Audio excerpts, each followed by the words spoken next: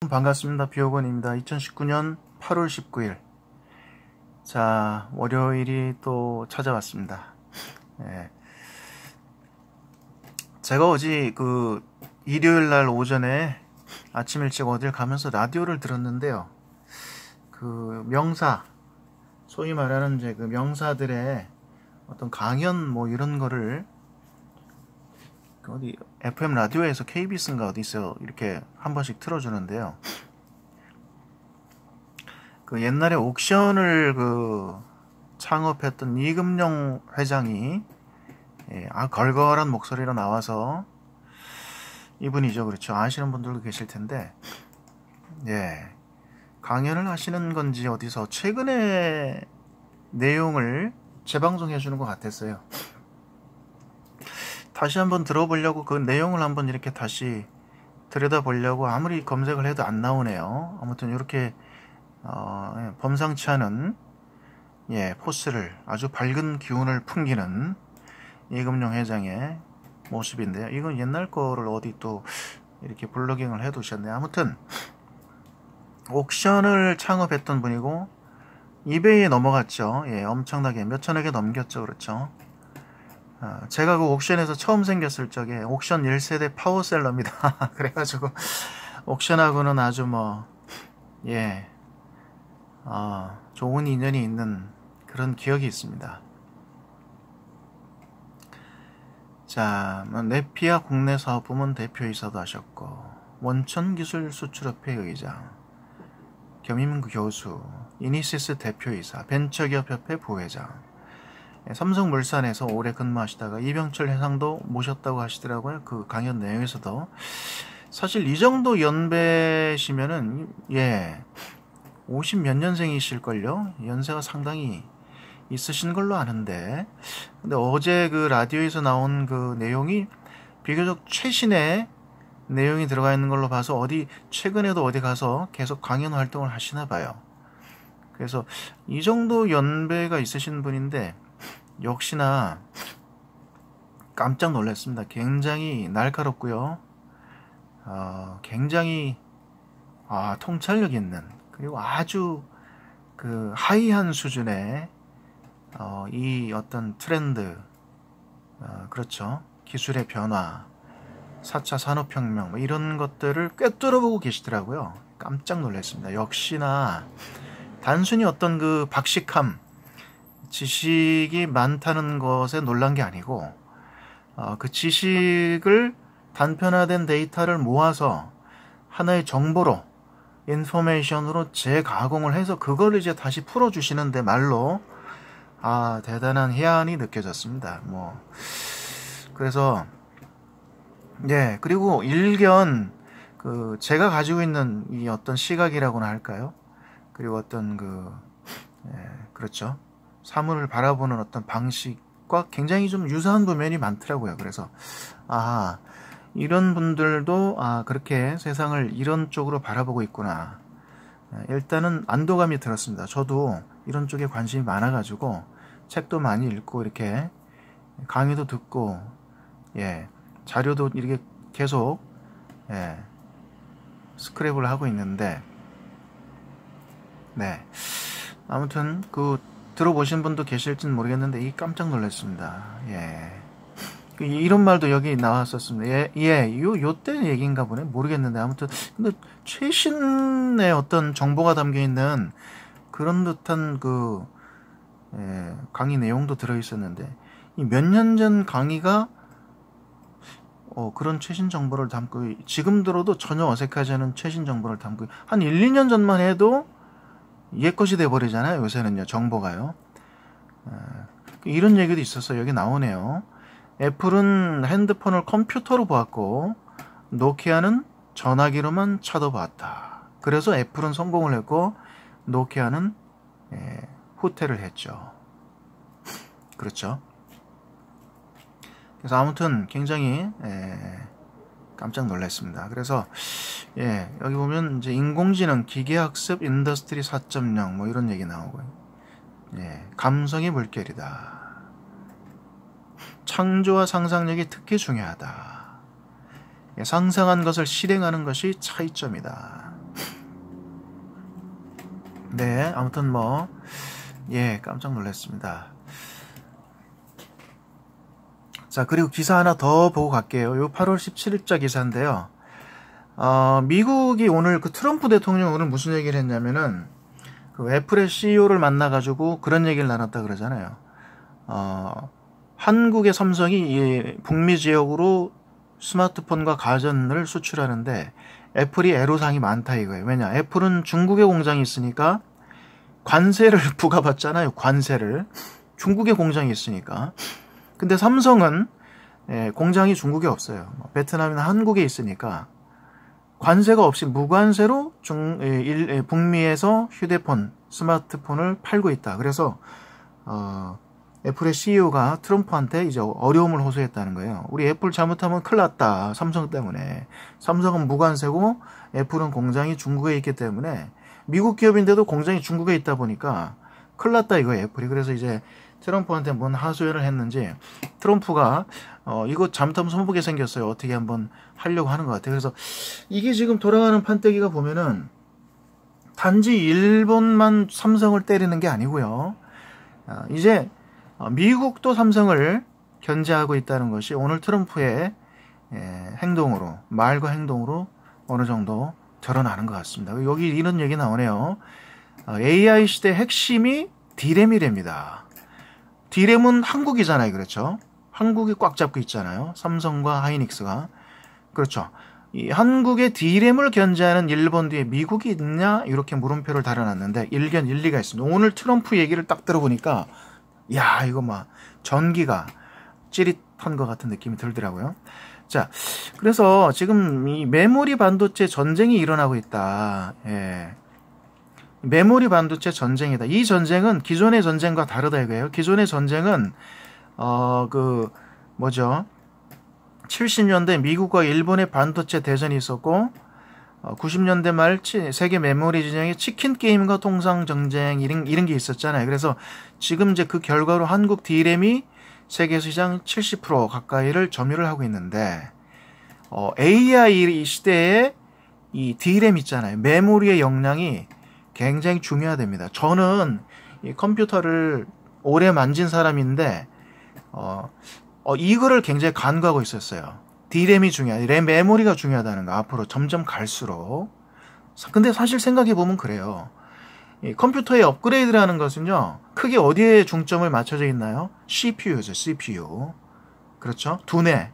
그렇죠? Central Processing Unit. 인간으로 따지면 두뇌잖아요.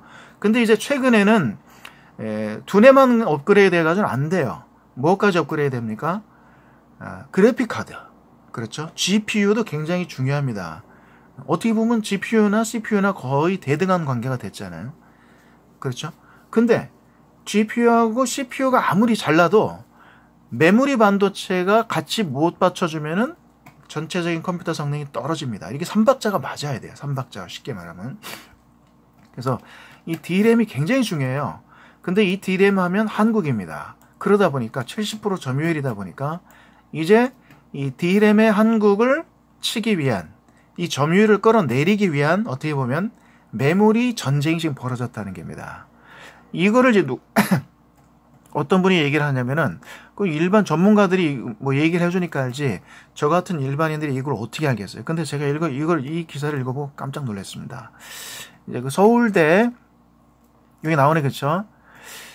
그래서 이 메모리의 중요성이 굉장히 강해진다. 메모리의 시장 자체는 쉽게 말하면 시스템 반도체 시장이 굉장히 CPU 같은 이런 시스템 반도체 시장이 굉장히 크지만은 메모리에 비해서 근데 시장이 커지는 어떤 커지는 속도는 메모리 반도체가 시스템 반도체보다 더 빨리 더 크게 시장이 증폭되고 있다는 얘기입니다. 그렇죠? 근데 한국이 이 분야에서 지금 위기다. 왜? 이 서울대만 해도 반도체 그 석박사 배출이 보시면 2011년, 2005년 이후로 굉장히 급감하고 있습니다. 급감해요. 인력이 없어요. 한국 자체적으로 인력 조달이 이제는 안 됩니다. 메모리 반도체, 특히 반도체를 전공하는 전공자들이요. 숫자가 굉장히 줄어들고 있어요. 굉장히 큰 문제죠. 그러면은 이 인재들이 다 지금 어디로 가고 있나요, 여러분요? 어디로 갈까요? 예. 빤하지 어디로 가겠습니까? 똑똑한 애들이. 의사하러 갑니다. 의사.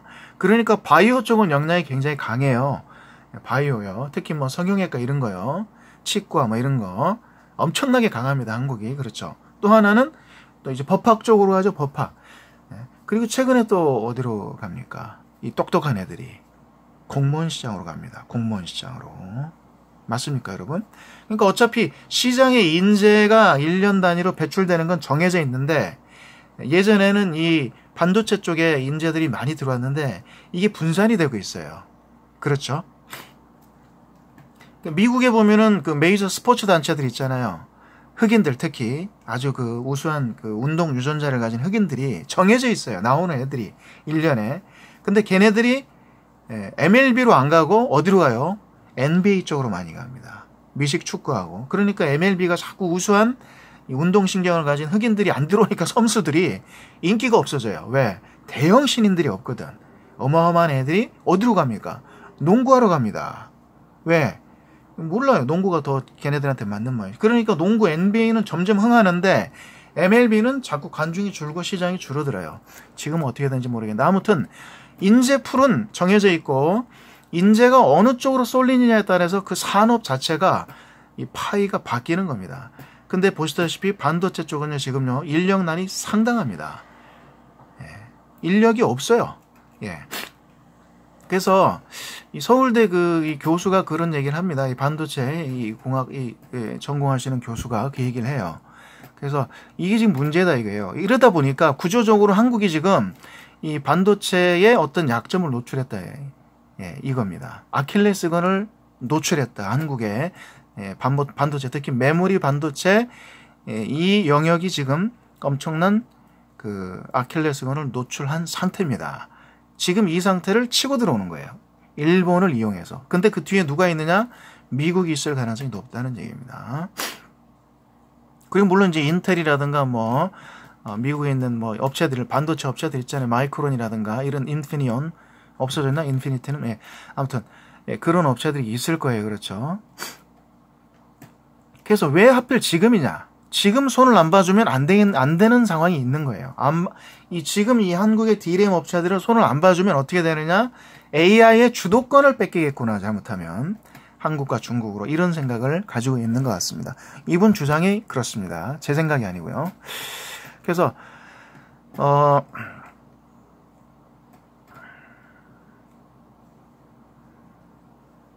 네. 미국의 중국 견제형 심리가 깔려 있다. 미국이 결국에는 중국을 견제하는 건데 그 중간선상에 한국이 있다 보니까 한국이 피해를 보게 생긴 겁니다. 이 한국의 D램 세계 시장에서의 D램 점유율을 떨어뜨리려는 전략이다. 그래서 이분은 뭐라 그러냐면 황철성 서울대 재료공학부 교수는요.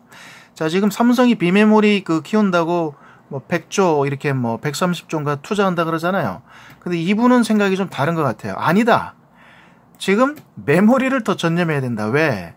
비메모리도 좋지만은 중요하지만은 사실상 AI에서 더 중요한 것은 어떻게 보면 메모리다. D램이다. D램. 그래서 한국이 지금 이 D램 쪽에서 이 점유율이 크기 때문에 이거를 뺏기지 않기 위해서 더 전념해야 된다. 자칫 비메모리 쪽에 좀 어떤 무게중심을 옮기다가 이쪽에 더 약점을 노출해서 메모리의 점유율이 원래 뭐 중국이라든가 미국, 일본 쪽으로 넘어갈 가능성이 있다는 겁니다. 그러면 AI 쪽에서도 큰 타격을 받게 된다. 자, 그렇죠. 인력은 제한되어 있는 반도체 인력이 아까 보셨다시피 정해져 있는데 이걸 어떻게 안배할 거냐. 예, 그렇죠. 굉장히 지금 중요한 시기인 것 같습니다. 중요한 시기. 정부 정책 당국이 대학의 반도체 연구를 지원하지 않다 보니까 반도체 인력들이 다른 데로 빠져나가는 거예요. 예, 정부가 키워주려고 하는 인력 예산을 이렇게 쏟아주는 그런 쪽으로 빠져나가고 있는 겁니다. 네, 이 얘기 굉장히 참신합니다. 이 반도체 요즘 얘기하는 게 전부 소재 장비잖아요. 그렇죠? 무슨 뭐 화학 소재, 그다음에 핵심 장비, 노광 장비 이런 거, EUV 이런 것만 얘기를 하는데 실제로 메모리 얘기를 하는 사람은 없어요. 왜냐? 메모리는 한국이 짱이거든. 최강이거든. 근데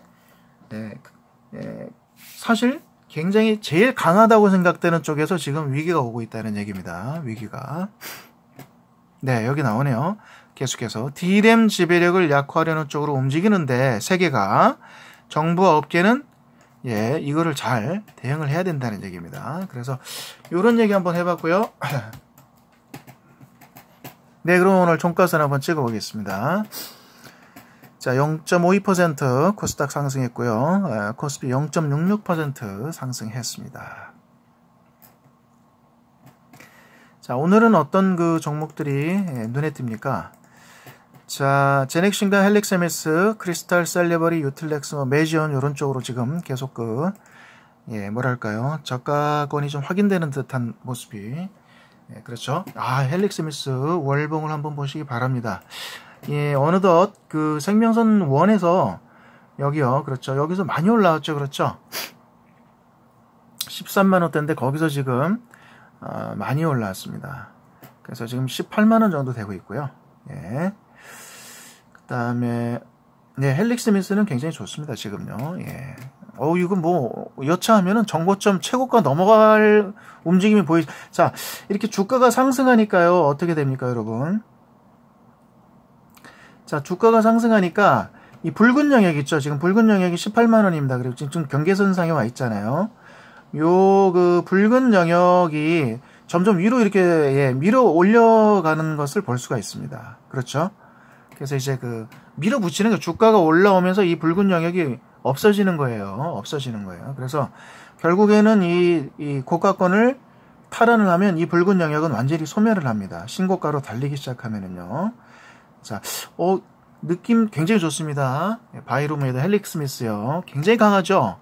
이 생명선에서 이렇게 주봉 생명선 2, 자, 월봉 생명선 1입니다. 자, 여러분 이런 차트 누가 보여주는 분 애널리스트 있나요, 여러분요? 종가선으로 이렇게요. 왜 여기가 저점이야? 헬릭스미스가. 아니, 왜 여기서 사야 돼? 13만 5천에서 배팅을 왜 해야 되는데? 글쎄요. 저는 그냥 늘상 이걸 보고 있으니까, 기준선이 왔으니까 주식을 살 수 있는 겁니다. 헬릭스미스 좋습니다. 자, 제넥신도 월봉상 보면은 이제, 이 라인 내줄까요? 어떻게 될까 한번 보겠습니다. 하단 채널이요.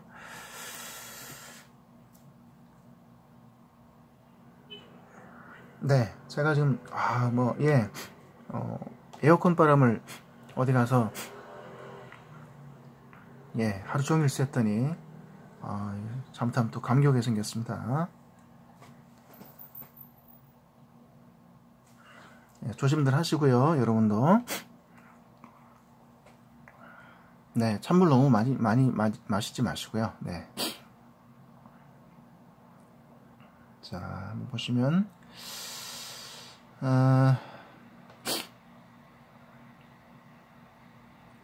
댓글을 주신 분이 계셨는데 댓글 주신 분이 계시네요. 좀 이따 한번 찍어 드릴게요. 자, 크리스탈 제노믹스 역시 제넥신하고 비슷하게 월봉상 하단 채널 와 있습니다. 매수 자리 다시 오는 것 같아요. 셀리버리 여전히 매수 관점입니다.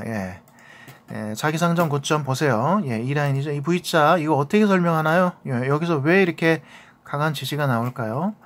한번 생각을 해보시기 바랍니다. 자기 상장 고점입니다. 유틸렉스도 슬금슬금 담을 때가 온 것 같습니다. 그렇죠. 검정색으로 바뀌었죠. 종가선이요. 자, 주봉상 아래쪽에 이 중요한 리버스 라인 보세요. 헤딩하고 있죠, 여러분. 7호 라인요. 매수 자리입니다. 물론 주가 또 떨어질 수도 있겠으나 이 구간부터는 설사 떨어진다 그래도 계속 추서 담는 자리입니다. 맞습니까, 여러분? 무슨 근거인가요? 자기 상장 고점과 최저가 라인도 완전히 철저하게 봉개해버렸잖아요. 그렇죠? 55,500원인데 추서 담아야 된다. 무슨 근거로? 이 리버스 라인 주봉상 7호 라인 왔다. 이건 여기서부터 안다면 어디서부터 담나요? 그렇죠? 무슨 자리를 기다리고 있어야 됩니까? 그렇게 생각을 한번 해볼 수 있겠습니다. 자, 메지온, 메지온 여전히 강한 모습이고요. 자, 자, 알테오젠을 찍어달라고 하시는 분이 한 분 계셨는데, 네, 알테오젠은 예, 쉽게 버릴 주식이 아니죠. 예, 물론 예, 지금 다시 주소 담는 자리 왔어요. 주봉 보세요. 예, 의도치 않게 저기 뭐 한 5만 원대에서 지금 2만 5천 원 반동갈이 났거든요. 네, 그래서요. 이렇게 전고점 있잖아요, 그렇죠? 예, 전고점 이렇게 뛸 때는 좋았는데, 예, 이거를 이제 이렇게 하단 이탈하지 않습니까? 예, 이 조정이 굉장히 깊어질 수가 있어요. 예, 깊어질 수가 있습니다. 예, 이탈하고요. 예, 상단 채널 맞죠, 그렇죠? 상단 채널 거의 2번 맞는 거고요. 예, 자기 이전 고점 중요한 라인 이탈해 버렸죠. 예, 아이디스처럼 이탈을 해버렸습니다. 큰 폭의 하락이 이렇게 일어날 수 있습니다. 자, 연이어서 2개의 중요한 라인 하향 이탈했고요. 하단 채널까지 맞았어요. 너무 심하죠, 여러분요. 예, 그러면은 어디까지는 내려올 가능성이 있나요? 최악의 경우에 제2생명선이죠. 지금 제2생명선 왔고요. 예, W 형태로 지금 밟고 있습니다. 그렇죠? 지금 사는 자리입니다. 예, 마찬가지입니다. 그렇죠? 이 회사가 뭐 큰 어떤 결격 사유가 없다면 모럴 해저드급의 어떤 사유나 그렇죠? 오너 리스크 그 다음에 뭐 임원들이 막 팔고 있다든가 아니면 뭐 예? FDI라든가 뭐 해외 임상에서 뭔가 잘못돼가지고 임상이 좀 이렇게 결과가 안 좋을 수는 있어요. 그건 어떻게 보면 불가항력이잖아요. 그렇죠? 복불복이거든요. 어차피 관문을 통과하는 게 넓은 문이 아니에요. 좁은 문이에요. 그렇죠? 좁은 문이에요. 그건 그럴 수 있는데 이 경영진의 모럴 해저드는 이거는 그거보다 더 큰 악재입니다. 어떻게 보면 그렇죠. 만약에 알테오젠에 그런 게 없다 그러면 지금 담아야죠. 예, 제2생명선 여기서 담아야죠. 그렇죠? 자, 월봉상 보면 생명선 원입니다. 예, 월봉상 생명선 원입니다. 예, 자기상장 고점 여기 같이 걸쳐 있어요. 22,000원에 그 위에 생명선 원이 있고 지금 주가가 거기에 헤딩하고 있습니다. 담는 자리입니다. 어떻게 될지 한번 보겠습니다. 자, 알테오젠도 예, 역량은 있는 회사니까요. 유럽이나 이런 쪽에 임상도 많이 들어가고 있다고 하죠. 예, 한번 기대를 해보는 주식입니다. 자, 그 다음에 ST큐브도 오늘 조금 올랐고요. 역시 마찬가지네요. 제2생명선이네요. 예, 역시 담는 자리입니다. 그렇죠. 주봉상. 자, 시간이 앞서 좀 많이 허비가 돼서 또 한 분이 남성이라는 종목이라고 말씀하셨는데 저는 이거 무슨 종목인지는 모르겠는데 한번 찍어볼게요. 유통업이네요. 자, 유통업 쪽에서 상당히 지금 굉장히 의미심장한 일이 한국에서 벌어지고 있습니다. 손정유도요, 거기에 올라탔어요. 쿠팡을 통해서. 그렇죠. 대한민국이 전 세계 테스트베드입니다. 어제 이금용 회장 얘기를 했잖아요. 한국이 테스트베드예요. 제가 동영상에서 테스트베드라는 얘기 말씀드렸었잖아요. 어제 라디오에서 이금용 회장이 그 얘기를 하시더라고요. 그러니까 제가 동영상에서 이렇게 좀 썰을 풀어놨던 그리고 제가 주로 즐겨 사용하는 단어들이 몇 개 있는데 이금용 회장께서도 하시는 걸 보고요. 깜짝 놀랐습니다. 제가 그래서. 테스트베드라는 얘기를 하셨어요. 테스트베드. 한국 시장이 전 세계 IT 기업들의 테스트베드다. 특히 이마트. 예, 이마트 적자 얘기를 하시면서 그 얘기를 하시더라고요. 깜짝 놀랐네요. 제가 며칠 전에 이마트 동영상 올렸었잖아요. 그렇죠? 그래서 제가 더 놀랐을 수도 있어요. 그 동영상을 찍으면서 제가 했던 단어들이 있는데 그 단어들하고 이금용 회장 어제 하신 강연의 그 코멘트가 이상하게 단어들이 매칭이 많이 되더라고요. 그래가지고 이 데자뷰가 되면서 제가 소름이 돋았습니다. 그래서 그랬는가 봐요. 예, 지금 얘기를 하니까 말씀을 드리다 보니까 그 강연 내용이 갑자기 생각이 나네. 그러고 보건데 비교적 최근에 했던 어떤 강연 같아요. 그분의 강연. 근데 이마트 적자 얘기를 하면서 이 대한민국 유통업에서 유통산업에서 대격변이 일어난다. 이분은 뭔가 캐치를 하신 거예요. 예전에 옥션 하시면서 미국에 있는 이베이라는 기업을 보고 이거다 무릎을 쳤겠죠. 그렇죠. 그래서 삼성을 나와가지고 옥션 창업한 거 아닙니까? 그렇죠. 예. 다른 기업도 아닌 이베이가 대한민국 오픈마켓을 접수하기 위해서 G마켓하고 옥션을 다 먹어버렸잖아요. 아직도 온라인 마켓의 상당 부분을 오픈마켓 이 옥션과 지마켓 그리고 11번가가 나눠 가지고 있습니다. 맞습니까, 여러분? 거기에 새로운 신흥 공룡 강자가 나오죠. 이빨을 감추고 있지만 어디입니까? 쿠팡과 같은 그런 신규 업체들입니다. 무섭게 치고 올라오고 있죠. 조만간 그러한 새로운 공룡들이 생태계를 접수한다고 보는 겁니다. 손정희도 거기에 배팅을 했어요. 3조를요. 30억 달러를요. 다 먹는 겁니다. 쿠팡이 쉽게 말하면 한국의 온라인 시장을 평정하면 한국의 온라인 마켓은 손정희가 다 가져가는 거예요. 그냥요. 맞습니까, 여러분? 한국 사람들 뭐 하고 있나 모르겠네요. 자, 그래서 여기도 유통업이네요. 그러다 보니까 무슨 유통을 하는지 모르겠는데, 자, 뭐 하는 회사? 오래된 회사 같네요. 65년에 설립됐다. 전자제품을 해외로 수출한다. 네. 뭐 하죠? 무슨 회사인가요? 예. 최첨단 사업을 하는 기업 같습니다. 흑자는 내고 있는데 좀 폭이 좀 줄어들고 있네요. 살짝 1,400억이고요. 예, 자세한 내용은 제가 모르겠고 차트가 좋아 보이는데요. 신고가 행진을 하고 있네요. 그렇죠? 예, 보십시오. 예, 지금은 따라잡기가 좀 어렵습니다. 그렇죠? 이미 신고가 라인이고 주가가 많이 올랐는데, 자, 마찬가지입니다. 주식을 어디서 삽니까, 여러분? 예, 여기 자기상장 고가 라인이에요. 잘 보세요. 예, 주식은 자기상장 고가 라인이 제일 중요합니다. 어떻게 보면은요. 그렇죠. 예, 그 라인을 못 넘으니까 이런 처절한 89년부터 이 오랜 기간을 자기상장 고점을 못 넘어요. 예, 넘었는데 다시 내줘버렸죠. 여기서 넘었는데 결국에는 내줘버렸잖아요. 이 라인요. 그랬더니 주가가 좀 많이 밀리긴 했는데 저루의 매수 자리가 어디서 나오나 보십시오, 여러분. 여기요. 예, 어디서 삽습니까? 주식을요. 예, 월봉입니다. 제2생명선입니다, 여러분. 제2생명선 위에서 V자입니다. 1,300원, 1,250원 요런데 1,300원, 1,500원 떼서 이 주식을 잡았더라면 어떻게 해요? 지금 이런 그림이 펼쳐지고 있거든요. 신고가로. 멋지네요. 자, 여기서 못 잡았어도 다시 한번 마지막 기회가 있습니다. 여기서 못 잡았어도 어딘가요? 자기 상장 고점입니다, 여러분. 2,000원이네. 그렇죠? 2,000원의 자기 상장 고점을 저렇게 강력하게 돌파하는 것은요, 굉장히 의미가 큽니다. 그리고 자기 상장 고점을 머리로 놓고 이 골든 트라이앵글 2개가 나왔죠, 여러분요. 네, 공부할 수 있는 아주 좋은 소재네요. 덕분에 저도 공부 많이 됐습니다. 좋은 종목 올려주셔서 감사합니다. 자, 한번 생각을 한번 해보십시오, 여러분. 이 주가가 어차피 갈 주식이잖아요. 그렇죠? 지금 가고 있기 때문에 여기서 그냥 이렇게 달려도 누가 뭐라 그래요? 이게 맞죠? 그렇죠? 근데 의도치 않게 무슨 악재가 발생을 했는지 아니면 공매도포가 가동이 됐는지 회사 내부에서 무슨 악재가 생겼는지는 모르겠어요. 저렇게 달려야 되는데 생명선을 튀어서 그게 아니고 이거를 급하게 깨고 내려와서 제2생명선 근처까지 내리꽂혔어요.